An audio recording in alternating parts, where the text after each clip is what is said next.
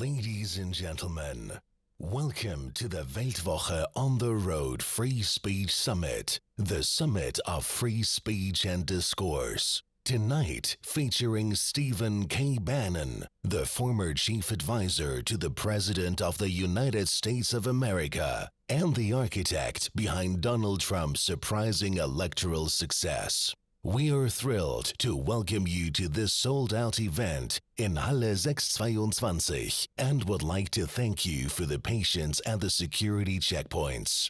Please be advised that audio, photo, and video recordings are strictly prohibited for copyright reasons. And now, please welcome tonight's host, the publisher and editor-in-chief of Weltwoche, Roger Köppel. Hi.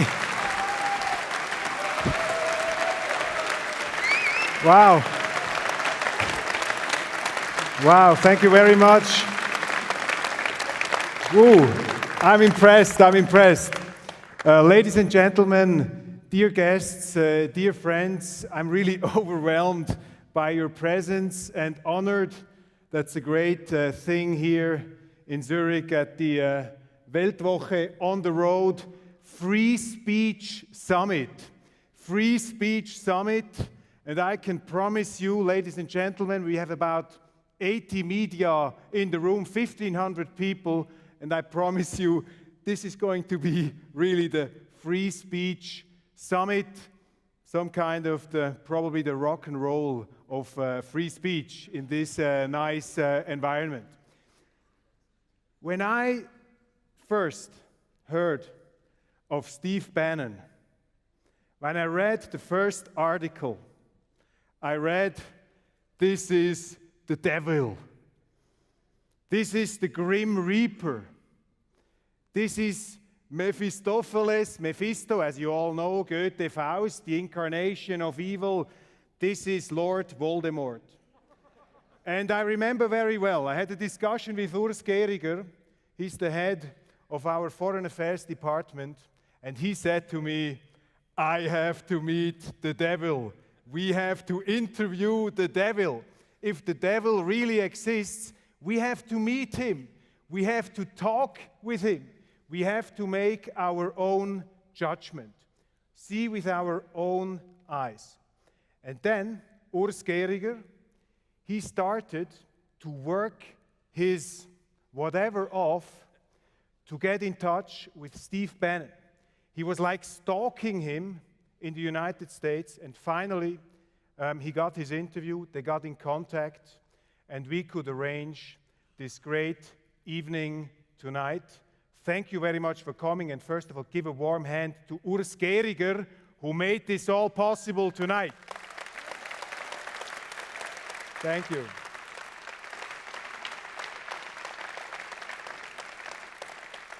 Well, finally, I also met Steve Bannon during the last days, and I can tell you, sorry Steve, he's not the devil. He's not the devil. He's interesting. And I was impressed, I confess here. I was impressed by our discussions.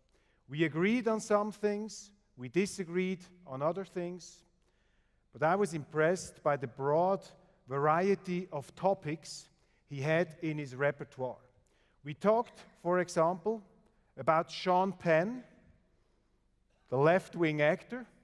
Did you know that Steve Bannon was the executive producer of the directorial debut of Sean Penn in 1991? So we talked about Hollywood.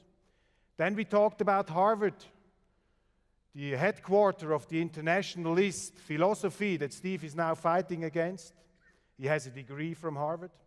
We talked about Goldman Sachs, which is like the highest knight order of banking, second only to our great Swiss banks. We talked about his 3 daughters, and 2 of them are Democrats. Well, nobody's perfect, but he's really an unconventional man, an unconventional father who raised his children even to have different opinions than he has. And die Weltwoche, and this is just to conclude, I won't make it any longer, this is what the Weltwoche is all about. We believe in the power of argument. We believe in the power of free speech. We believe in the exchange of ideas, in the critical discussion out there in the open. That's the essence of democracy. That's the essence of what it's all about. And we have great respect for people who have the courage to stand up and say their opinion, stand up against the mainstream. And I'm sure Steve Bannon deserves the respect for being one of these crucial personalities, standing up, speaking up, bringing his own opinion on the table. And now, ladies and gentlemen, it's Steve Bannon, really a great pleasure and an honor that you are here. Ladies and gentlemen, please welcome with a thundering applause the architect of the political earthquake that shook the White House, that shook the United States, that even shook the Redaktion of Die Weltwoche. Please welcome with a thundering, earth-shattering applause, Mr. Steve Bannon. Thank you very much.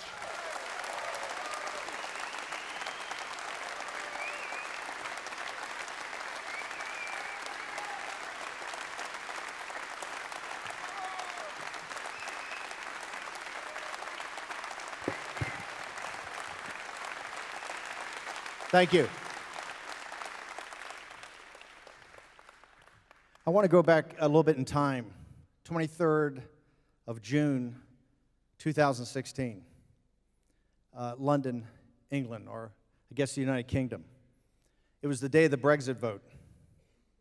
That night at about 10 o'clock, Nigel Farage, good friend of mine, conceded after he saw some early exit polls, conceded that the exit campaign had lost. Now, we called Nigel. He was at a watch party and said, Nigel, I think you're a little quick on the trigger. Why don't you wait till some of these Midland cities start coming in with big labor vote? And sure enough, after midnight, at 12:20 in the morning the next day, Sunderland came in with a resounding victory for exit. Shortly thereafter, Newcastle fell, Sheffield, others. At 3:30 in the morning, 3:45, Nigel Farage declared victory. At, I think it was 7:30, 6:30, Peter Mandelson, said it was the worst day in British history post-war. David Cameron called Buckingham Palace, I think at 7:30, said he was going to resign. At 8:30, he's in front of Downing Street, resigning as Prime Minister. Nigel Farage went out to see the cameras, I think at about 8:30, 9 o'clock. And there he said, if it hadn't have been for Breitbart London, a site we had set up a couple of years before, this victory wouldn't have happened. And the reason was Breitbart provided a platform for free people to exchange ideas, particularly about the campaign to leave the EU. At the end of that press conference, kind of impromptu, the crowd around Nigel got together and sang Jerusalem. Now, the reason we had a Breitbart London, and I think one of the reasons, as he told BBC, one of the small reasons for Brexit, is we had set up a news operation and a platform for the British. And the reason was, many years before, I had seen something happening in Europe that was ahead of the United States. We had this Tea Party revolt. We had this Tea Party movement. We were starting to win seats in Congress.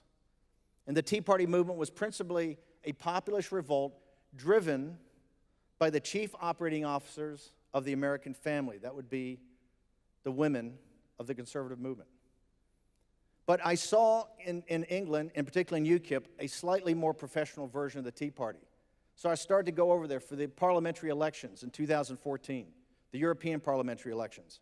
And I saw the anger that was starting to be built up in the British people. And so we started to also look at the continent of Europe, of what was happening in this populist revolt. And that led, eventually, to Brexit. Now, about 6 weeks after the Brexit vote, which, by the way, stunned And I got a show of hands. Is the opposition party media here tonight? Can I have a show of hands? Come on, ladies and gentlemen. Come on, guys. Okay, I know you're out there. You're among friends. About 6 weeks later, on I think it was August 13th, a horrible story came out in the New York Times about Donald Trump's campaign. I believe they said he was 16 points down. He was double digits down in every battleground state. The campaign didn't have a lot of money. Some people talked to me that morning and then talked to candidate Trump. And here we had the finest, I think, candidate that the United States, and particularly the Republican Party, had had in a long time, and the greatest public speaker since William Jennings Bryan. Now, it looked like in that weekend of August, he was headed to a catastrophic defeat. I came in as CEO. Kellyanne Conway came as campaign manager. We brought in Dave Bossie, a bunch of other people, made a pact with the Republican Party, Reince Priebus, and we turned it around. And we turned it around because we let Trump be Trump. We said, look, all this other stuff you're doing, just focus on three things. Number one, we're going to stop massive illegal immigration and limit legal immigration to get our sovereignty back and to protect our workers. Number two, we're going to bring back manufacturing jobs to the United States. And number three, we're going to get out of these pointless foreign wars that we're fighting all over the globe, particularly in the Middle East, Central Asia.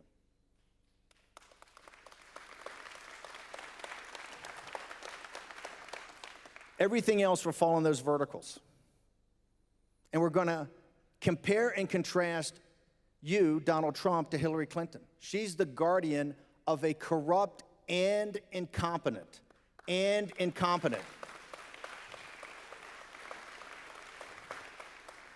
global elite. As I told candidate Trump at the time, don't worry about being 16 down. Don't worry about double digits down in all these battleground states. Don't worry about it. Those numbers aren't relevant. We got 85 days. We got plenty of time. Only two numbers count. 2/3, 1/3. 2/3 still felt the country was on the wrong track, that President Obama had not been the agent of change they had hoped for. But the most important number, done by Pat Caddell, was that 75% of the American people believed that the United States was in decline. And that when you looked at the crosstabs, the working class and lower middle class refused to accept that. They were looking for someone to make America great again. That person, that instrument, that candidate, that weapon was Donald Trump. He was an armor-piercing shell against a permanent political class represented by the Clintons. A permanent political class that has 7 of the 9 richest counties in the United States surround Washington, D.C. That for the first time since the invention of the silicon chip, the per capita income in those counties is greater than in Silicon Valley, which has been the greatest generator of wealth in mankind's history. His assault on the permanent political class was relentless, day in and day out. All we did was put him in big venues and let him speak to the common man and woman. He could connect, and he did connect like nobody else. On the morning of September 29th, on the Morning Joe show, they brought out that was 6 weeks later, they brought out the pollster for the Des Moines Register, who does the polling for Bloomberg. We were within the margin of error of being up by 2 points. He had closed a 14, 15, 16-point gaps in 7 weeks because people started to see him and started to think they could give permission to vote for him. Now, a lot happened, the Billy Bush thing, other things.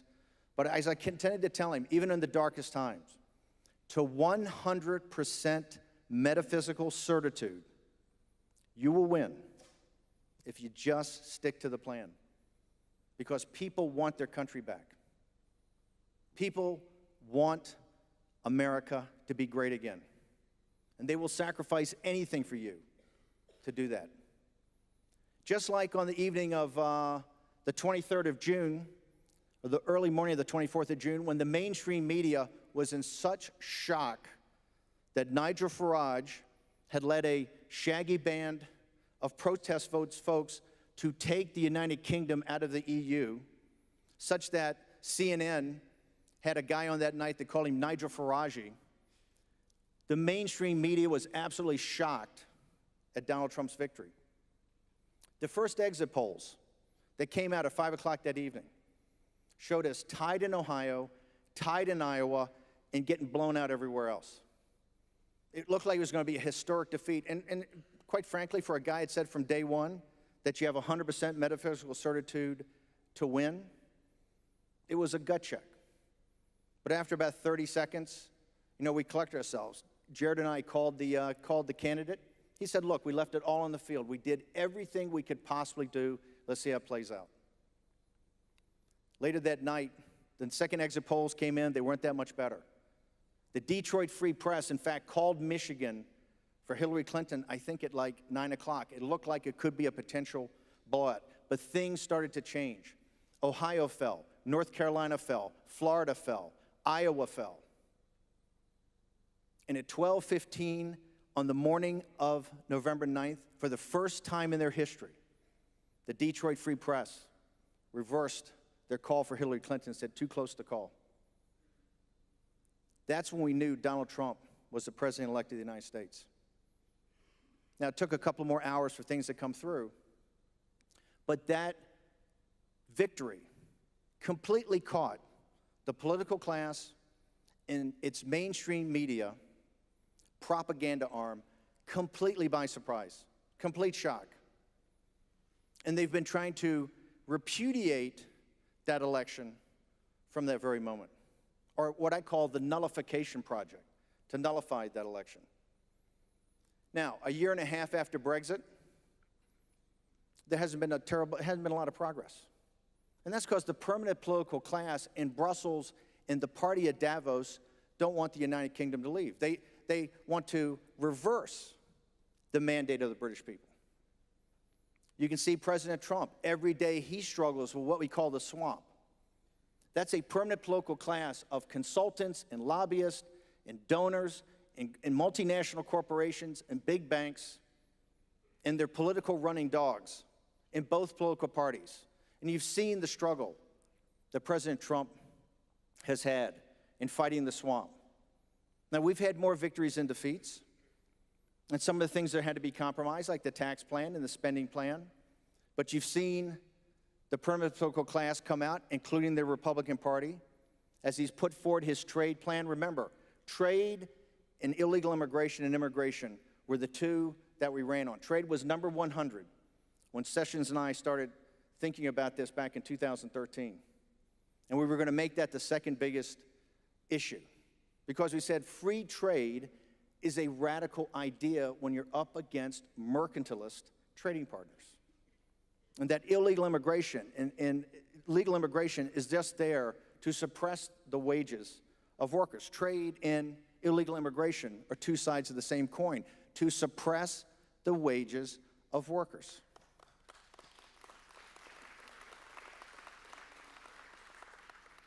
That's what elected. By the way, what elected Donald Trump is very simple. Forget, Clinton's had billions of dollars. They had the greatest guys you cut on TV every morning. They had the smartest analysts, the best pollsters, all of this. But they lost, they played the identity politics game. And they forgot the jobs and careers game. It was working class Democrats and people who had never voted before, and working class Republicans in Ohio and Pennsylvania and Wisconsin and Michigan and Iowa that elected Donald Trump. Now cut to 2018. Look what happened the other day in Italy. Once again, an anti-establishment vote. And the media, once again, completely gobsmacked. How did this happen? How did we not catch it? Look at what happened. Particularly as they misread what happened in France and other places, is that this populist surge is over. It's not over. It's just beginning. The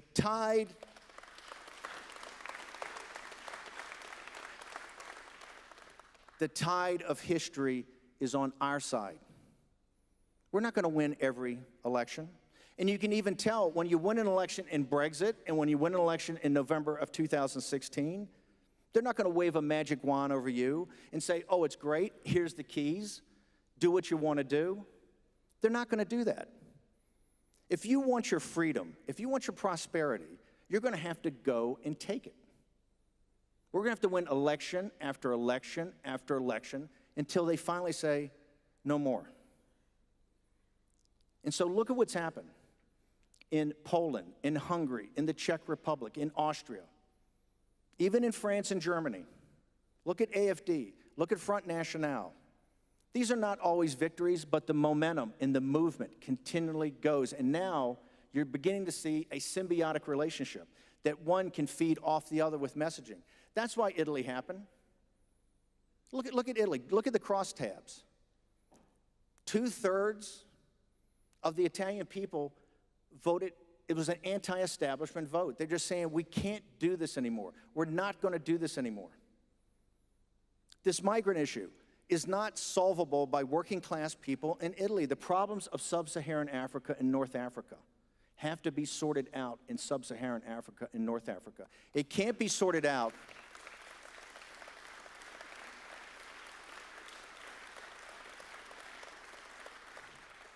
And this is not making any comment about the migrants are coming up, okay? It's simply that the working class people in these countries can't solve this.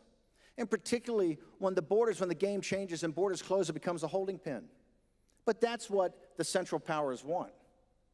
What they want is for the working class and middle class people to have to solve the problems. And they don't give you a fare thee well about how it's done.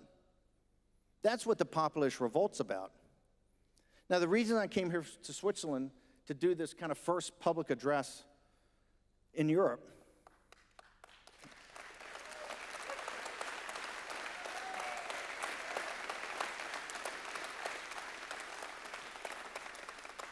there's two reasons. One, it kind of started here. In 1992, you're a lesson for the world. Dr. Blocher stood up, one man alone, against the establishment.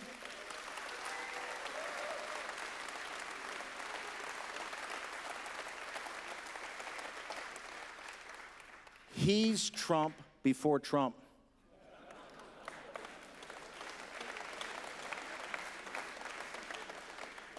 He stood up against the Swiss establishment, against the European establishment, against the Financial Times, the Wall Street Journal. They vilified him. They tried to destroy him. And he stood up for one simple cause. We are going to have a sovereign country.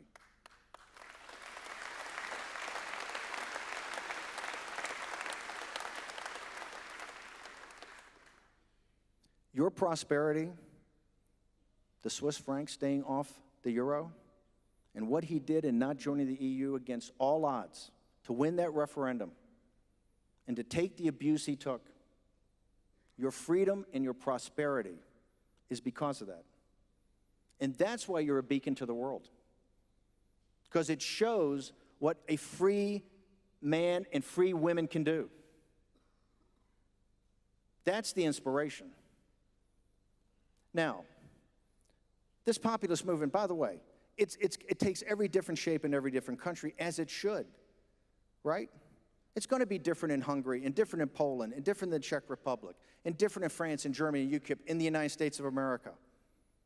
It's got different characteristics, and one is about getting jobs back for people and providing income for people and making sure that, you know, if a mother wants to stay at home, there are jobs out there that she does not have to work, that we can start to rebuild families and have stable societies and civic associations. So it's all of those issues you see today, the migrant issue and the jobs issue. But there's something else that's very deep and below the surface that is going to come up, and it's going to drive this populist nationalist movement for the coming, I think, years and decades. And it's the second reason I wanted to come and do it in Switzerland, and particularly in Zurich. I want to introduce my agent.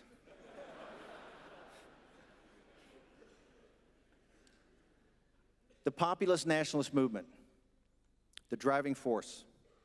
But there's two other forces converging that are going to take it to the next level. And quite frankly, get more compatriots and more cadres to join the vanguard that's in Italy and in Switzerland and in Germany and France, all over Europe and the United States. Think about it for a second. Central banks are in the business of debasing your currency. Central governments are in the business of debasing your citizenship. The central technology conglomerates are in the business of debasing your own personal sovereignty and your own data, your own information, what you generate. And that's the convergence of forces that you're going to see. You're going to see a revived and strong populist, anti-establishment movement in all these countries. No matter if we lose some elections, you're going to see the momentum build. At the same time, you're going to see what is called the cryptocurrency or blockchain, which is the very heart of it in Switzerland. That new currency is going to empower this movement, empower companies, empower governments to get away from the central banks that debase your currency and make you slave wages, keep you on the spinning wheel of slaves to debt, and that kill any type of thrift or any type of efficiency or any type of productivity you might have. Just like a central government is in the business of debasing your citizenship. When I was at Harvard Business School, the theology that I was taught and ingrained, high church capitalism, in the early 1980s was the maximization of shareholder value. The maximization of shareholder value. The maximization of shareholder value. It is a mantra that is drilled into you. Don't worry about the stakeholders, don't worry about anything. Maximization of shareholder value. The populist movement is based upon the maximization of your citizenship value.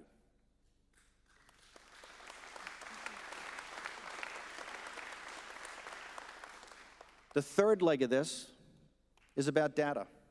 Think about it. Every day you're generating intellectual property, information, data. And the way the system is today is completely upside down. Your data, your information, your intellectual property, the digital meaning of yourself is taken totally for free. That's why you have Facebook and Google and Amazon and all this. The value of those companies is in your information.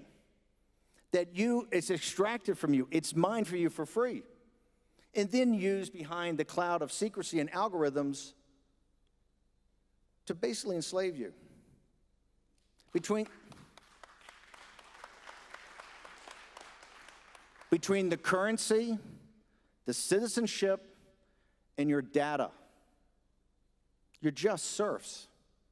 It's a new serfdom.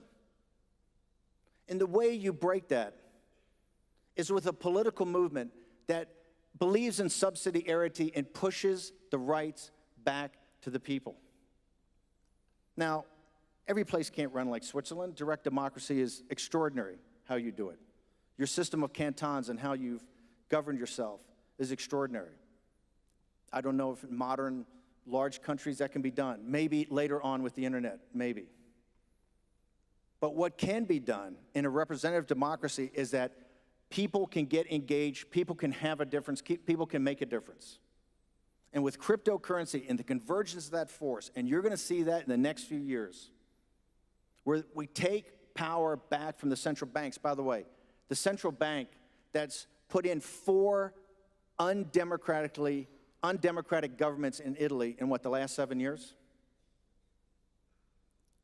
Once you take control of your data, once you take control of your currency, and once you take control of your citizenship, that's where we're going to have true freedom.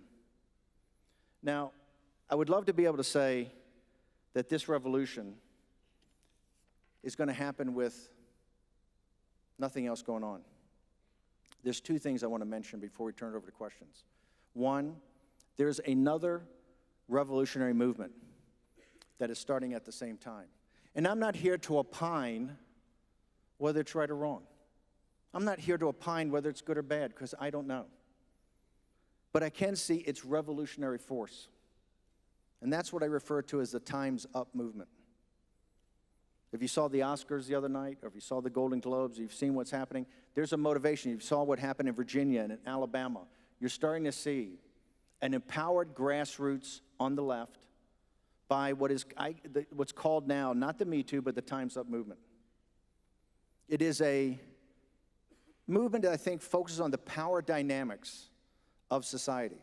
And it asks some deep and searching questions, questions that are going to have to be answered.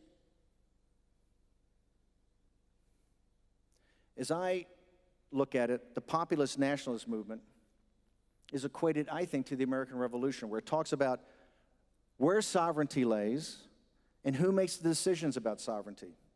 Is it an imperial power, or is it the colonial people? The Time's Up movement, and this is, I'm not opining about its justice or its rightness or wrongness, I'm just studying it. But I equate it to the French Revolution, a complete turning upside down of society, in the structure of society. And time will tell, but I will tell you, in every country, starting in the United States and starting in the midterm elections of 2018, these two forces are going to collide. And we're going to see who wins and who loses. At the same time, besides the Time's Up movement, which I think is a very deep philosophical and obviously a deep grassroots movement, we're going to go through, I think, a period like the 1930s. Now, it doesn't have to end like that. And when I say the 1930s, I don't mean the populist movements. What I mean is, I think you're going to start to see different power dynamics in the world. Number one, and the most important, is the rise of China. And the people that are going to feel the rise of China the most is Europe. Brexit and 2016 Trump election are inextricably linked. And I argue they're linked because of China. Deporting Chinese overcapacity and deflation gutted the Midwest heartland, industrial heartland of our country. And also the Midland of England. Although it came through Germany and other places, it's still the excess capacity of China's industrial might and the exporting of deflation. The rise of China is unprecedented in human history, and it is accelerated by American and global elites that not just allowed it to happen, but accelerated it to happen. And now, 20 or 25 years into it, they tell us, hey, guess what? We were wrong. As China got more powerful, as China got more prosperous, it didn't become more liberal, it didn't become more democratic, it didn't become more free, and it didn't become more free market capitalist. The regime, not the Chinese people, but the regime is a totalitarian state, a mercantilist totalitarian state. And that's what makes free trade with them a radical idea that you can only lose on.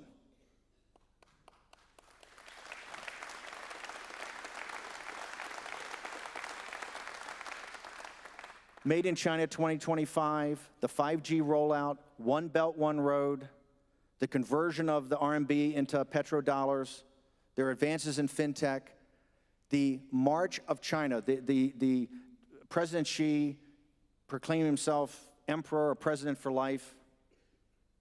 This shows a geopolitical expansion that the West is going to have to answer. And we can answer it far short of war.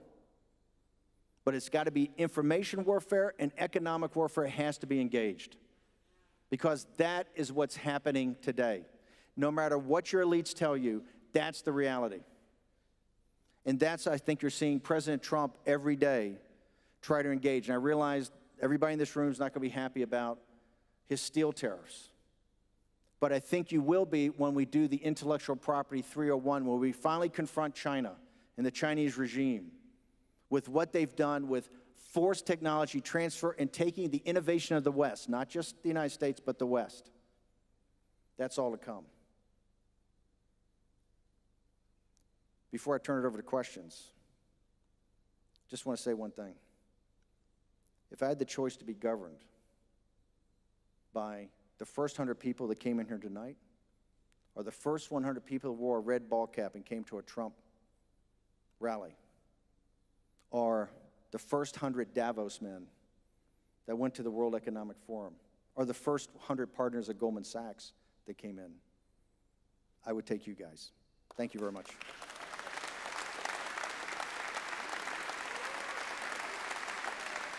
If you want to stand on this podium, you want to stay on this or on this? You want this one? No, it's okay. Well, thank you very much, Steve. Thanks a lot for your presentation. And as you have seen, there was really a warm welcome, a lot of applause. So let me start here with the very tough questions. It was warm. It's not a barn rally in Alabama, though. Okay. So let me start here we're an unconventional newspaper. That means we're a bit disturbing the atmosphere. Let me start with the tough questions. I said you are not the devil. That's correct. But there are people who call you a white supremacist and a racist. What do you say? So here's the thing. And for the people, if any of the protesters outside, I have protesters everywhere I go. By the way, it's totally their right to protest. That's what makes us so strong. Remember, in this whole thing with China, they talk about this Thucydides trap, the declining power and the rising power, the declining power of Athens and the rising power of Sparta. Or I guess it's actually the power of Sparta versus Athens. I'd rather be Athens. I'd rather have free men and free women. When they call me a white supremacist or white nationalist, and here's the first person that did it, was Hillary Clinton. The day after I was named, I'm going in our war room, and you see up on TV, she comes off the beach a couple of days later. It's white supremacists, it's white nationalists, it's this and that, misogynist, xenophobe, everything. And I sat there with the team, and I said, if she runs on that and we run on our issues, she's going to lose by a landslide. Identity politics can't win. Jobs and a growing economy win. I've got 5,000 hours or something of radio, all the Breitbart stuff. Show me once a racist statement. I came from an integrated neighborhood. I come from a blue-collar family before I went in the Navy. When our neighborhood integrated, my parents didn't run. We stayed. Our house is still there today, 60 or 70 years later. Because my parents knew that an integrated neighborhood was a good thing and a solid thing. It would make us better people. If you notice, most of the people that called me this are limousine liberals, right? And by the way, I wear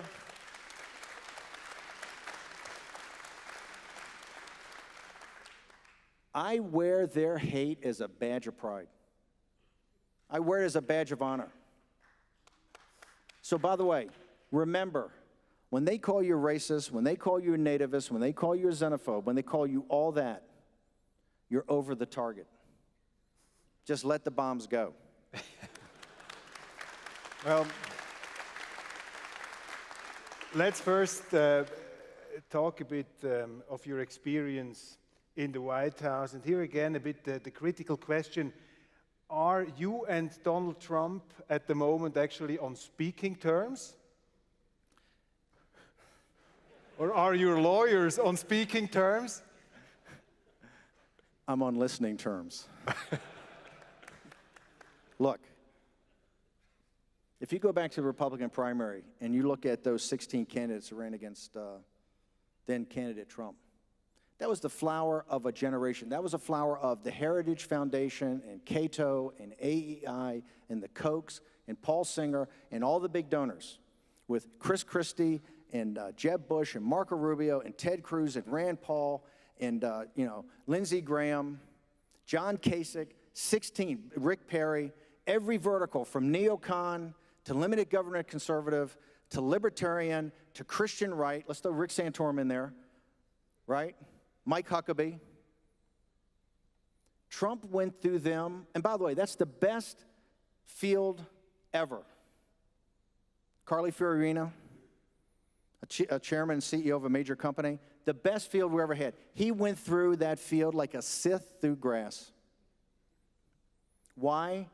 He knew how to connect with people. If all 16 combined had run against Hillary Clinton, in combination, they would have lost.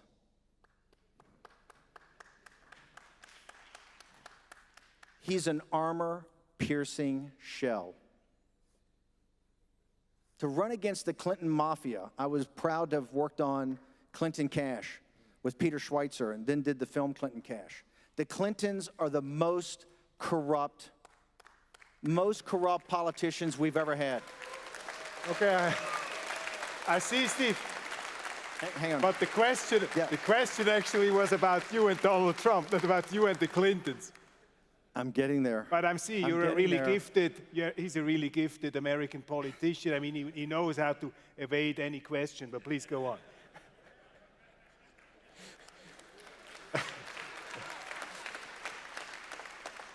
I know you Swiss are like that. I'm trying to give a little drama. We're trying to be polite. We're trying to be polite here. President Trump and I have had our ups and downs, but he's president of the United States. And he got there on his own. Myself and Kellyanne Conway and the other people, all we did was provide the opening to let Trump be Trump. And nobody else could have beaten her. Nobody else could have done that. And the courage he had, you only know 1/10 of what he had to go through, of the hate and vitriol every day. I think I'm a tough guy. No chance I could have taken that. It takes an extraordinary individual to absorb that hate every day and to continue to function at the age of 70 years old. So, do I agree with everything President Trump does? I absolutely do not. Do I think he is a great man who won a great victory and who has fought the swamp in D.C. to the best of his ability? Absolutely. And yes, our lawyers do talk. Well,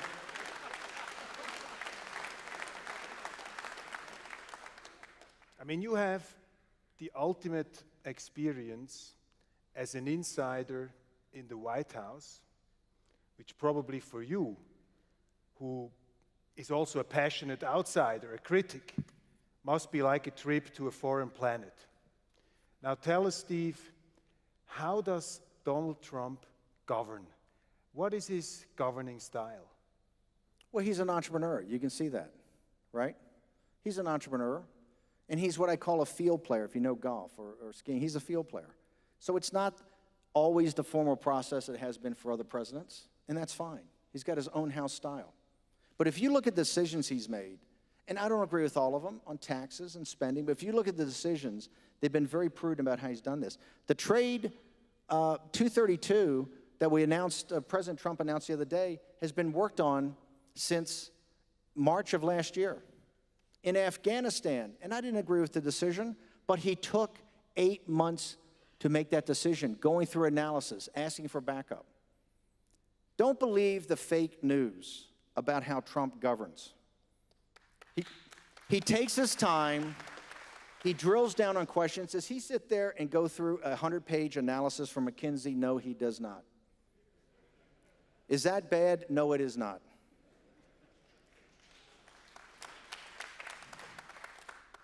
For all he was mocked and ridiculed, the big button got the Koreans to talk, didn't it? My agent just moved over here. He works in very unconventional ways. But look at the results. An economy that's growing at 3%, business investment up, black unemployment all-time low, Hispanic unemployment 15-year low, the biggest tax cut we've had in a generation, and tax reordering. I don't agree with all the spending, but I understand why he did it. If you look at what we did in Riyadh, when they call him an Islamophobe, if you look at what he did in Riyadh, which was the most magnificent thing I think he did, talking about eradicating the financing of radical Islamic terror, stop the financing, start to confront Iran and Persia's, march to the sea in the Middle East. If you look at what he's done in the Northwest Pacific, you look at what he's done in the South China Sea. You see a man who is prudent, and yet the mainstream media every day makes it look like it's wild and out of control. He just governs differently, right? It's not going to change. And by the way, I was considered and called the enabler on Twitter. because I knew some battles you can win and some battles you can't. And on Twitter, he's disintermediated the opposition party media. And that's why he's on it. And by the way, I don't agree with everything on Twitter, but I understand why he uses it and why he's going to continue to use it. And I'm the recipient of some pretty good hits on Twitter. Short question. Who is actually tweeting? Is it Trump himself, or has he a legion of tweeters? President Trump. It's President Trump. And by the way, I don't take the tweets. Look, President Trump can call me anything but late for supper, right? I still love the guy, and he's done a great job as president, but he's on the trigger. When you see something tweeted out, it's President Trump. And another delicate detail, we will not tell anybody, so you can be completely frank here. We're among us. The question is, if you're working together with the American president, you being a critical mind, is it possible to disagree with the president? All the time. Or does he think that disagreement is some kind of disloyalty, and you're fired, you will be fired? Can you disagree? It's the exact opposite. In fact, let's talk about trade when we finally announced the 232. The most vitriolic, nastiest fights have been about trade. And they've been in the Oval Office. They've been in the Roosevelt Room. President Trump likes the competition of ideas.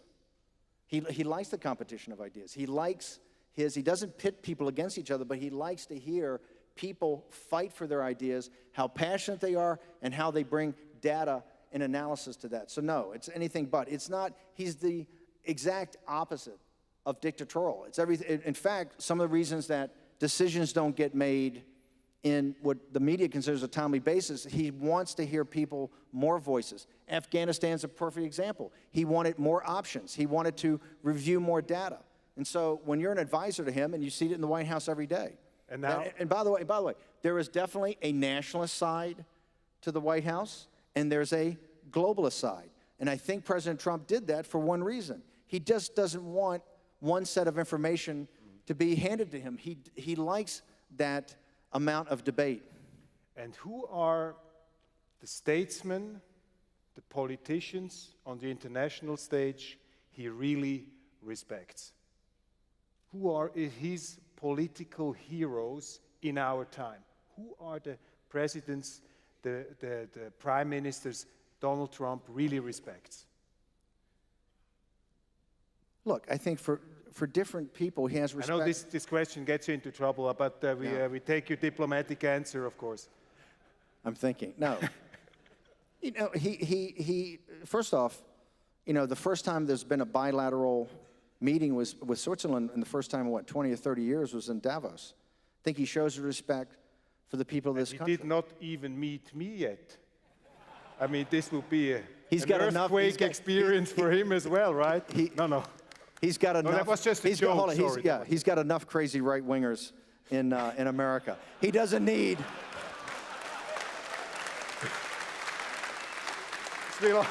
This will all come back to you one day. This will all come back to you one day. No, hold it. The last thing we need to do is be importing them from Switzerland. That will be a high tariff.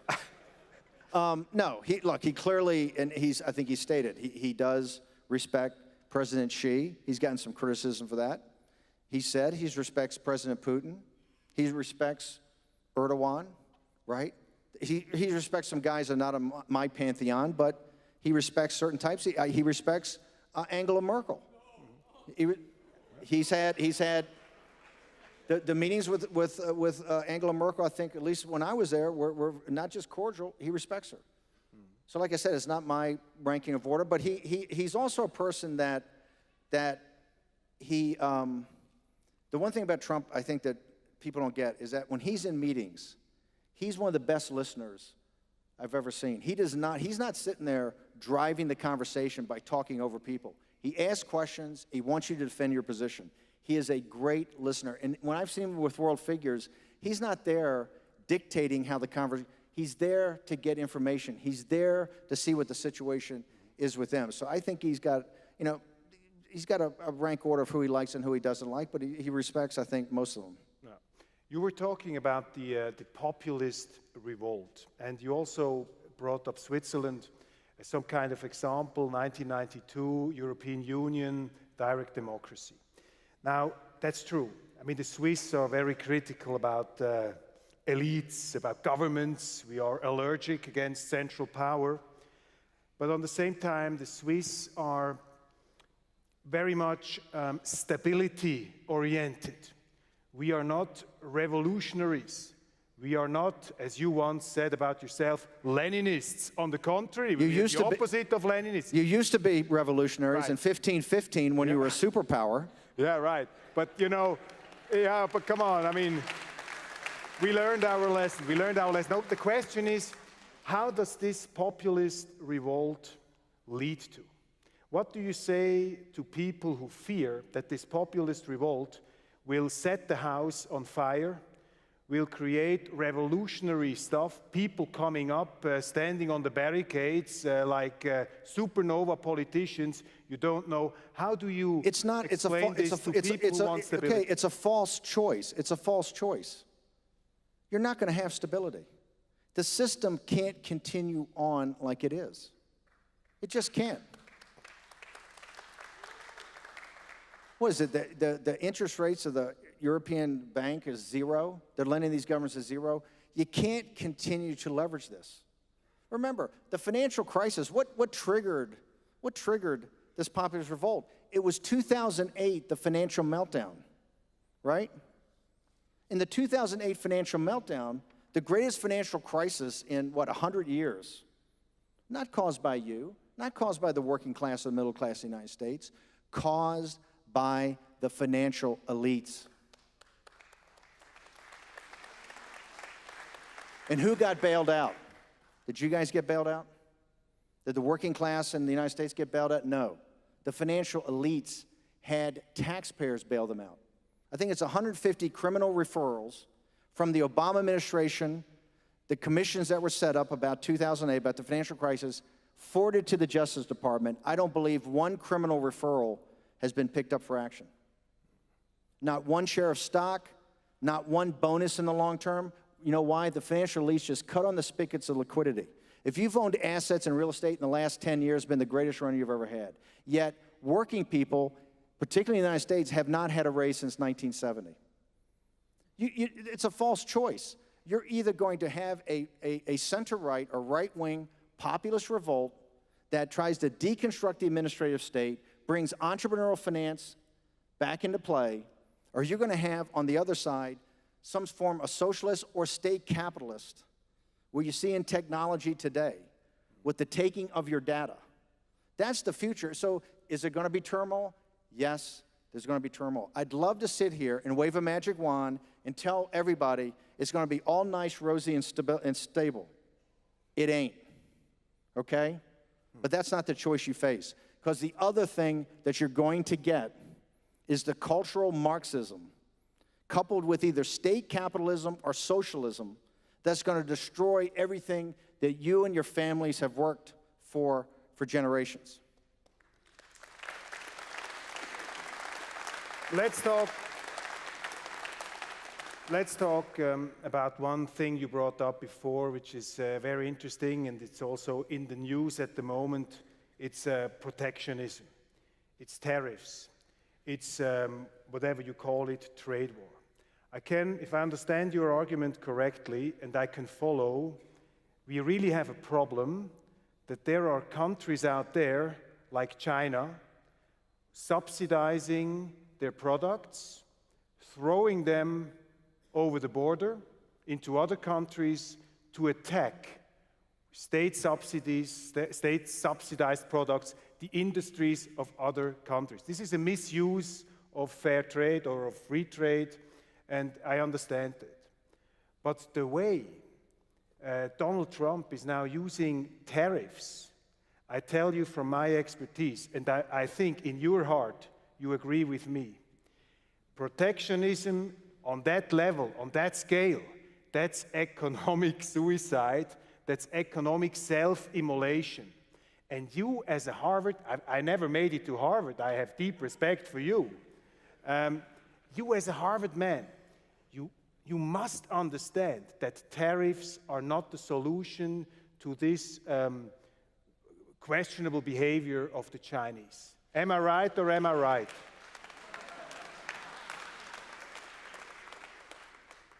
You're absolutely, totally, and completely wrong.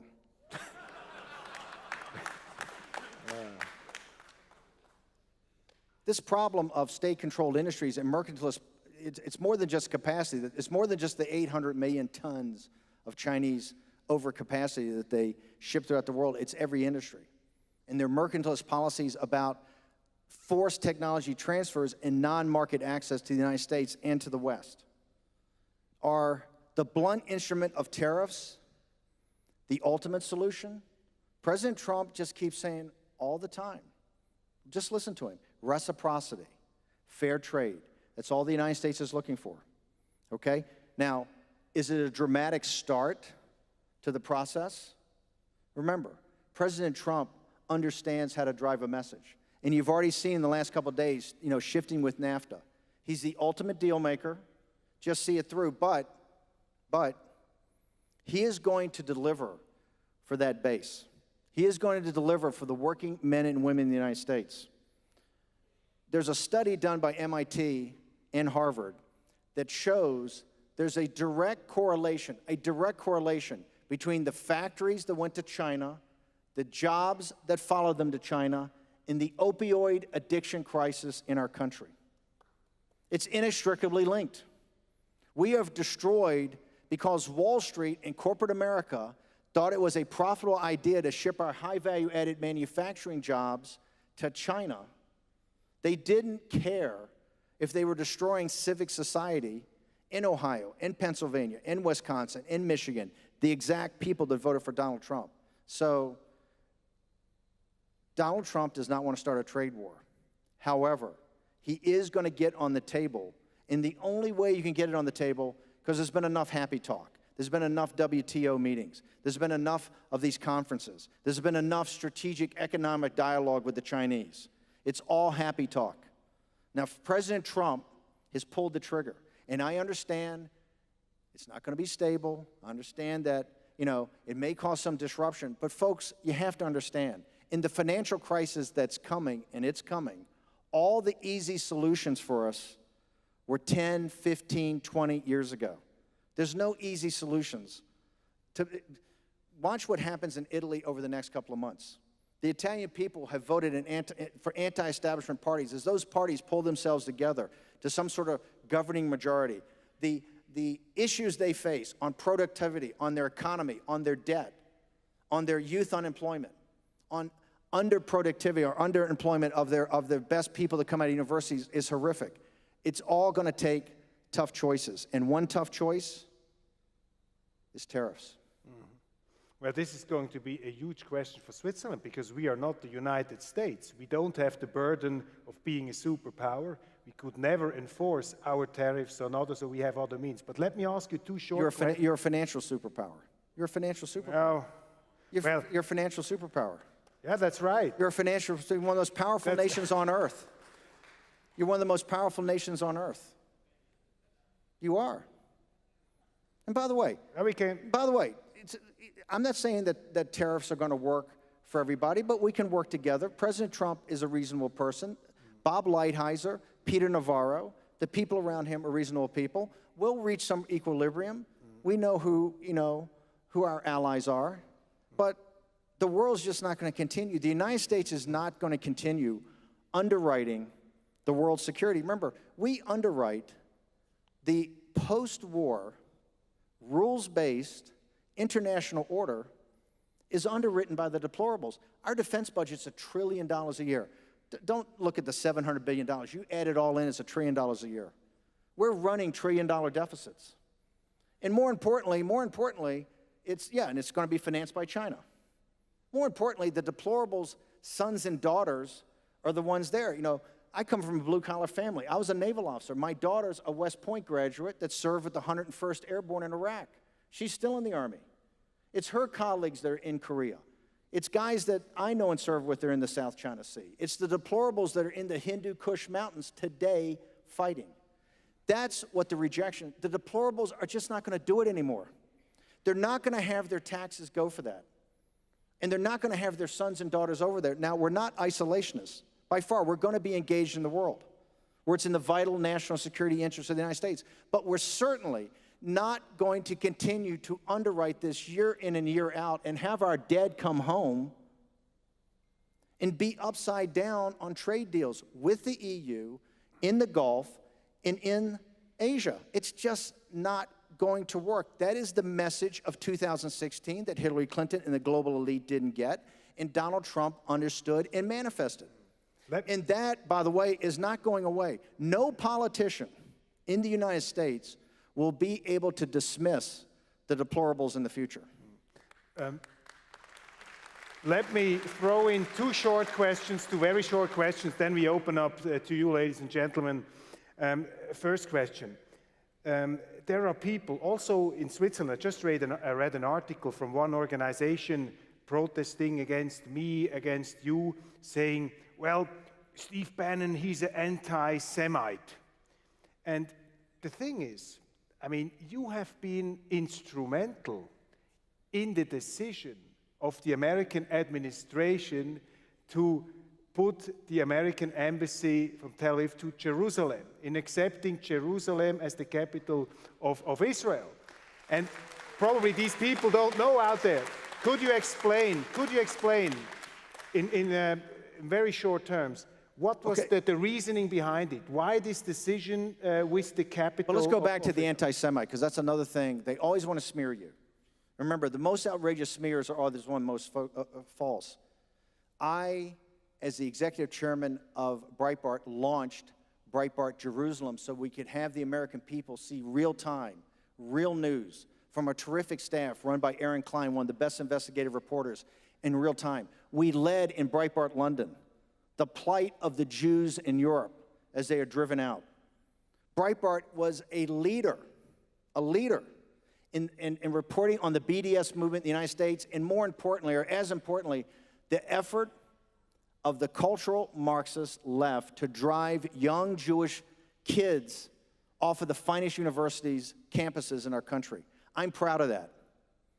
And an absolutely central promise and commitment of President Trump was to move the capital or move our embassy to Jerusalem and thereby recognize it for the world. And it was something we wanted to do on day one, we couldn't.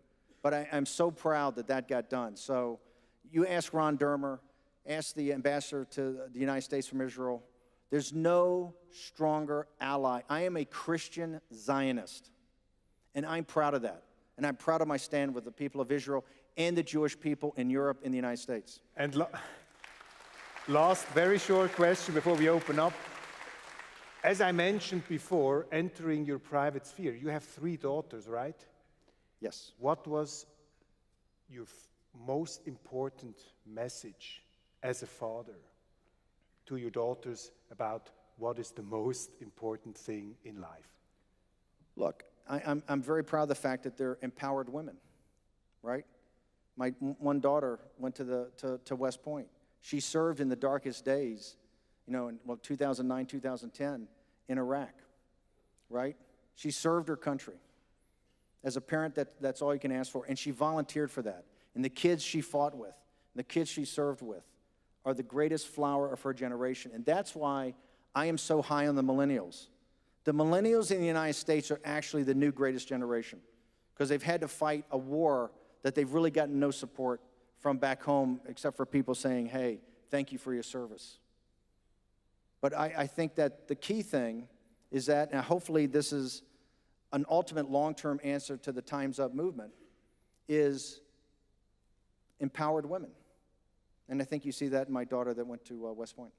I mean, the interesting thing is I have only one daughter, 3 years old, and I'm already not the boss anymore in my house. I imagine how it is with 3 daughters here, respect. Now, ladies and gentlemen, we have the possibility to ask questions, but I can tell you I'm a very strong leader of the discussion. Please ask a question, no manifestations.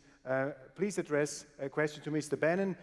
Could you light up the room a little bit so I can see who is lifting his arm? Probably here, we start there, in this sector over there, to the right here. Can someone with a microphone walk over? Oh, sorry, very good. And please accept we don't give the microphones away because they get taken away so often. Yes, please. Thank you. They never let go anymore. Please. Mr. Bannon, you mentioned that citizenship is so important. Can you explain that a little bit more? Well, I think citizenship, like they say, the United States is a nation of immigrants. The United States is a nation of citizens. You know, citizens come with certain obligations to their country, right? To keep her safe, to serve your community. But it also comes with certain rights. I think one of those rights is not to have, at least in the United States, the whole point about the trade deals and illegal immigration is not to have the world unfairly compete with you for jobs.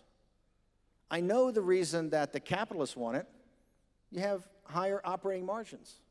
But it doesn't mean it's fair. It doesn't mean it doesn't destroy civic society underneath it. So remember, economic nationalism doesn't matter what your race is, your ethnicity, your color, your religion, your gender. Doesn't matter your sexual preference. In the United States, it just means one thing, that you're a citizen of our country. And as a citizen of our country, you're not going to have to compete unfairly with the world's labor market. And I realize the Austrian School of Economics guys and the people at Heritage, their heads blow up when I say that. Mm-hmm. But that's reality.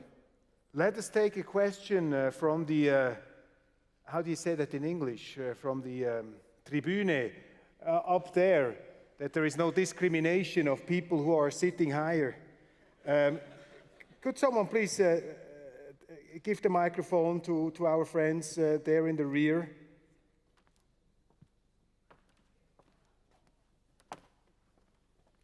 By the way, just to make a short introduction, these are our friends from the Efficiency Club in Zurich, Guido Perster. They also they helped to make this possible. A warm hand for our friends from Efficiency Club. Yes, please. Question.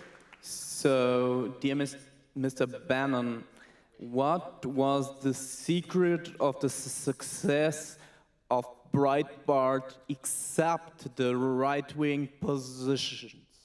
So please tell me what made it so great in the US and Great Britain? I think what we did was combine real-time news and content with technology. I mean, we had to have a team that kind of understood the algorithms of Facebook, the algorithms of Google, and how to actually distribute. I mean, when Andrew died, we were a relatively small site. We actually hadn't launched the new site that you see today. Andrew tragically died building the site that you see today. I think it was 4 days before we launched.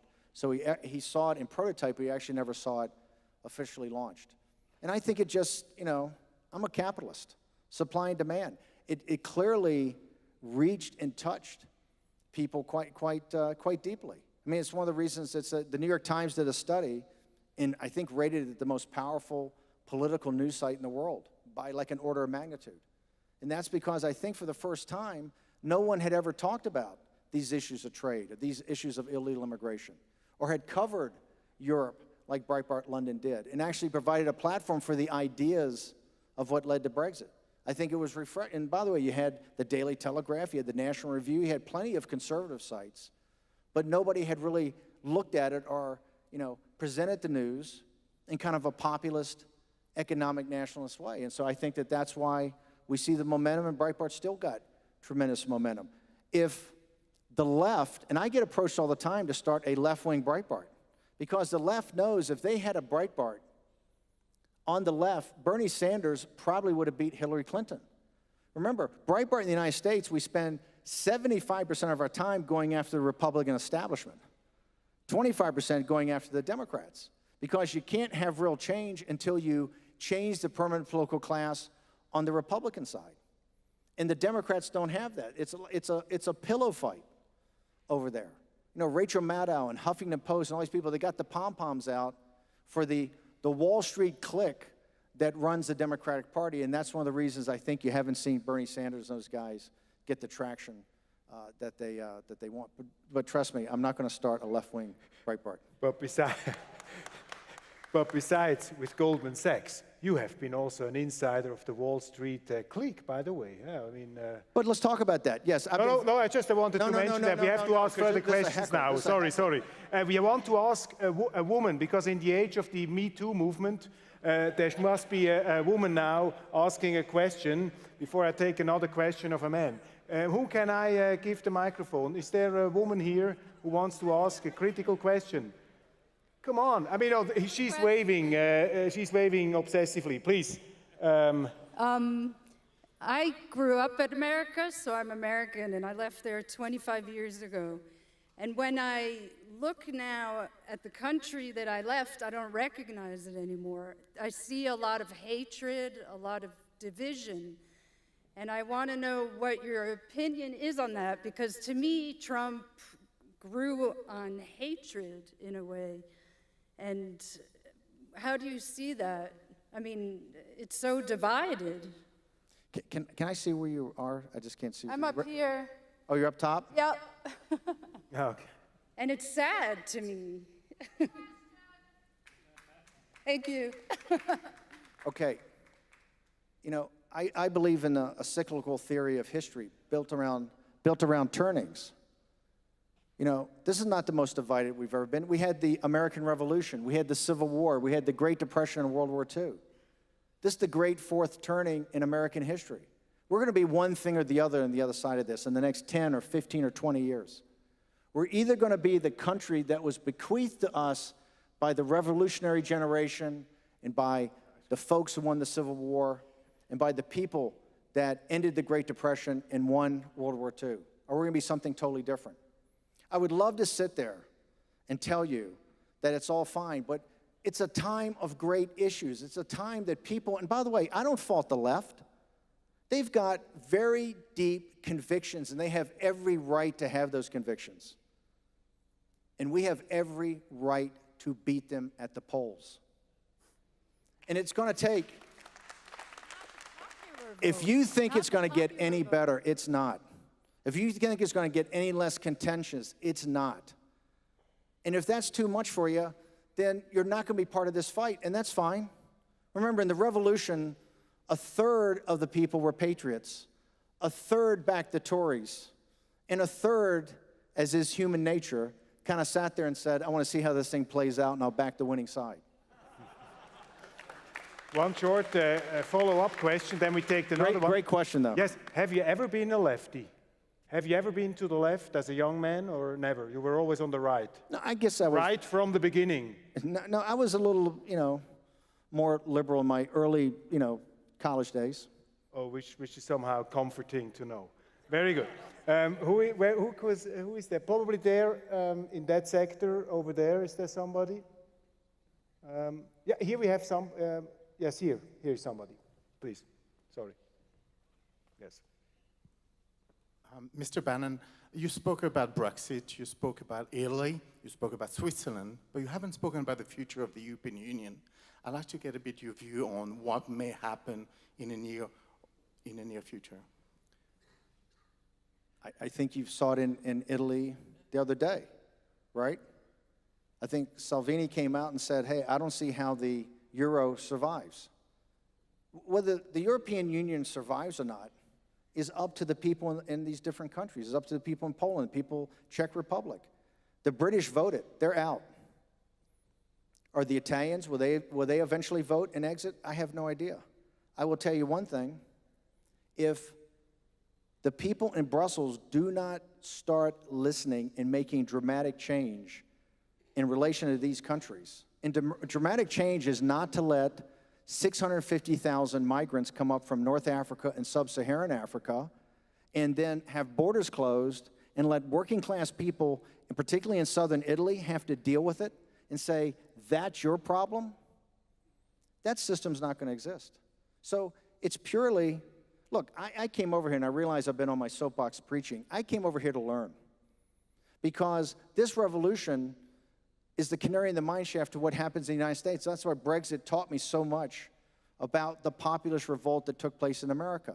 That's why I spent so much time in Italy. That's why I'm spending time here. That's why I'm going to spend time in Europe and in Asia in the coming months.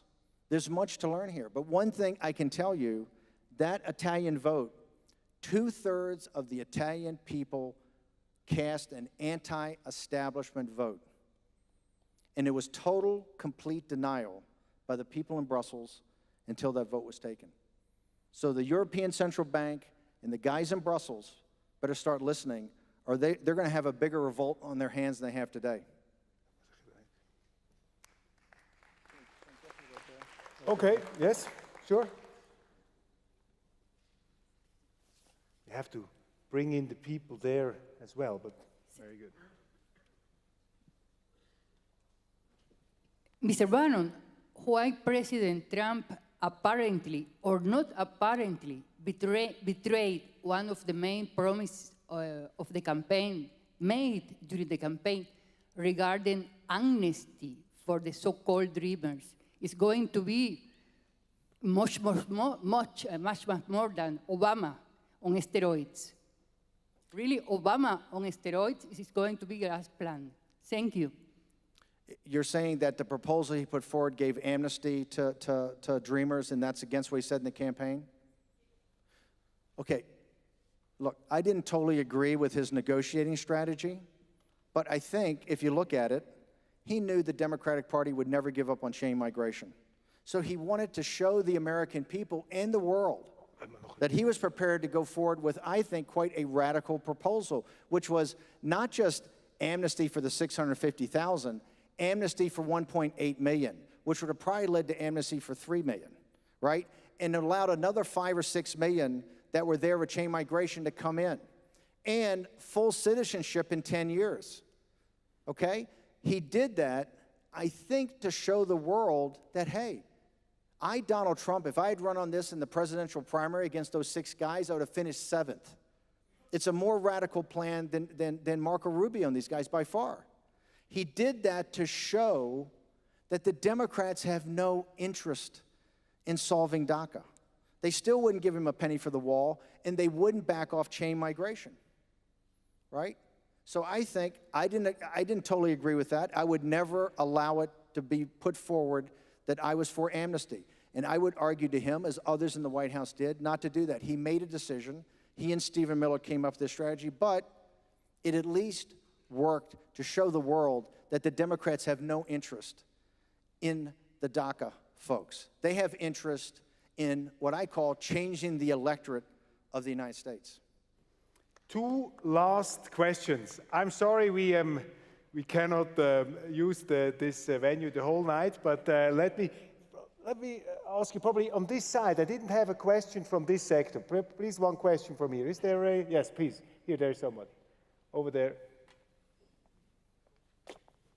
Die haben kein Mikrofon dort. Aha, die müssen immer rüberlaufen. Okay. Sorry. Sure. Yeah, just wherever there is, they're right. Very good. Yes, in 1 month, Hungary will hold parliament elections. And what is your opinion about the Hungarian Prime Minister, Viktor Orban? He's been regarded as a black sheep in the EU Parliament because of his stance on migration. I think Viktor Orban is like Donald Trump. They never want to talk about all the good he does. I think he's a great patriot and a great hero.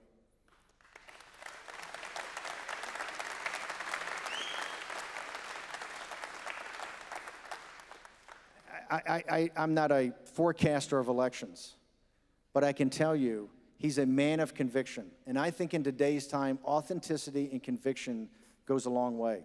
So I think Viktor Orban's going to be fine. And I tell you, he's a perfect example, along with President Trump, that the mainstream media, The Economist, the Financial Times of London, the Times, the New York Times, the Washington Post, CNN, will never, ever say a good word about him. And that should be the #1 reason why you like him. Okay, we have one very last question, ladies and gentlemen. Let me go into this field there, please. Yes. First of all, I'd like to thank you for coming to Switzerland and speaking. Very proud to hear you. thank you, and I want to thank you guys for having me. It's been fantastic. I've been reading Breitbart since it started. I think the real reason for the success is the information and the data that you provide in every article. And my question is, don't you really think this is a battle between freedom for the individual versus freedom for the state in a Marxist setting? I couldn't say it better. That's what I was trying to say. The populist movement with the cryptocurrency, with your data sovereignty, is about, we're all serfs today. This is about, the road to serfdom. And it's about lifting that off, and it's about true freedom. That's what Dr. Blocher, that's why I wanted to come. That's what he showed you in 1992.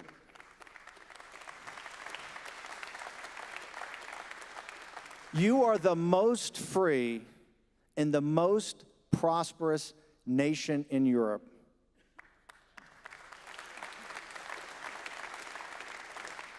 Because an individual who understood that took on all comers. That's the lesson of Dr. Blocher, that's the lesson of Switzerland, and that's the lesson to me of Donald Trump and what's happening in America. Steve Bannon, thank you very much for being here with us. Thank you very much for having me. I appreciate it. Thank you. We have a little present for you. It's the first edition of the Weltwoche 1933.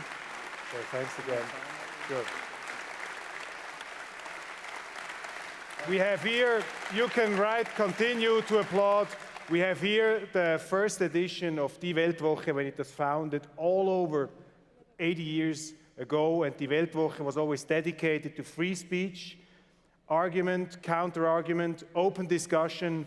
Many thanks for all of you who have been here. Many thanks to the Efficiency Club who supported this event. Many thanks to Guido Pasterer and you that you came here, that you had the patience to walk in and to go through all the procedures. Urs Gehriger who made it happen. And once again, Steve Bannon, it was a privilege, it was an honor, and it was great to make our own judgment on one of the most interesting personalities in political life right now. Thanks for the World Week, and thank you, Zurich, for having me. Very good. Sure.